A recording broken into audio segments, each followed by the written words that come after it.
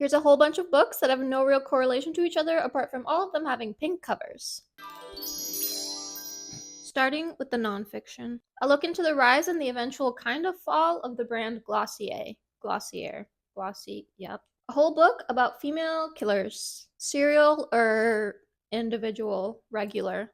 A memoir from a woman who is trafficked from ages 11 to 16 and ends up murdering her trafficker and then goes to prison for it, and her eventual journey to freedom and what that cost her. Now for the fiction. A collection of stories about rage in women and women not forgiving other people, mostly men.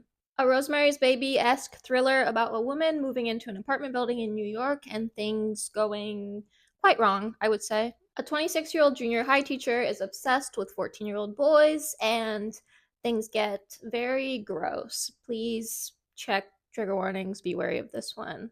But the writing is really good.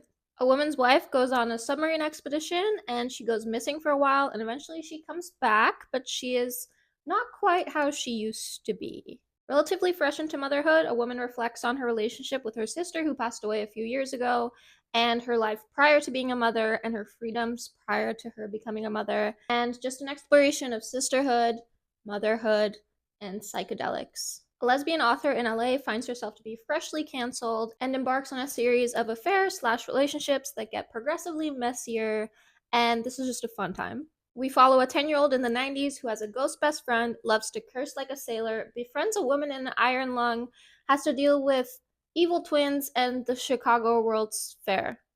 Yup.